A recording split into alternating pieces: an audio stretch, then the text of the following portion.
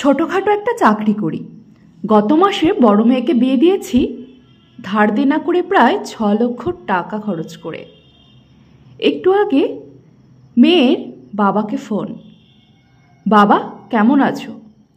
হ্যাঁ মা, ভালো। তুই ভালো আছিস তো? আছি বাবা, ভালো। এইভাবে বলছিস কেন? তোর শ্বশুররা খুশি হয়েছে তো? ওরা কিছু বলেনি?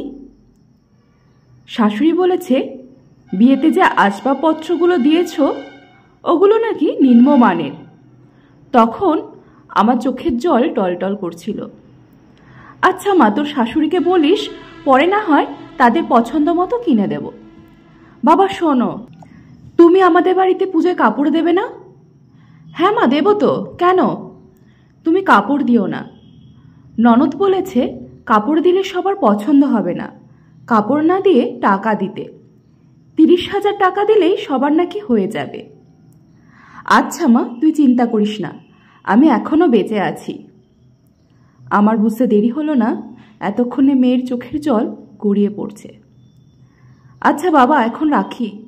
আচ্ছা মা, ভালো থাকিস। রাতে ছোট ছেলে বাড়ি ফিরে আমাকে বলছে, বাবা তুমি আছো? হ্যাঁ আছি, কিছু বলবি? হ্যাঁ বাবা, আমার একটা ল্যাপটপ কিনতে হবে। আমার টিউশনের কিছু টাকা আছে, তুমি 50,000 টাকা দিলেই হয়ে যাবে। আচ্ছা দেখছি, খেয়ে ঘুমিয়ে পড়। না বাবা, লেট হলে এক্সাম দিতে পারবো না। এইখানেই শেষ নয়, নিজের বাড়িতে পুজো জামা কাপড় কিনতে আরও 15 থেকে 20,000 টাকা লাগবে। আরও রয়েছে মেয়ের বাড়িতে দেওয়ার বিভিন্ন সময় বিভিন্ন আয়োজন। এইসব চিন্তা করতে করতে না খেয়ে শুয়ে পড়েছি। অনিতার মা অনেক কিছু জিজ্ঞাসা করছিল, কিছু না বলেই শুয়ে পড়েছি। মাথায় একটাই বিষয় কাজ করছে, টাকা টাকা আর মেয়ের সুখ। এইভাবে রাত 12টা। হঠাৎ করে বুকের ভেতরটা কেমন চিনচিন করে উঠছে। ধীরে ধীরে আমি দুর্বল হয়ে যাচ্ছি, আমার হাত পাগুলো অকেজো হয়ে আসছে। আমার সারা জীবনের অনেক স্বপ্ন অসমাপ্ত রয়ে গেছে, সেই চিন্তাগুলো এখনো আমার পিছু ছাড়ছে না। পরদিন সকালবেলা সবাই কান্নাকাটি করছে। আমার ছোট মেয়ে আর আমার স্ত্রী সবচেয়ে বেশি কাঁদছে।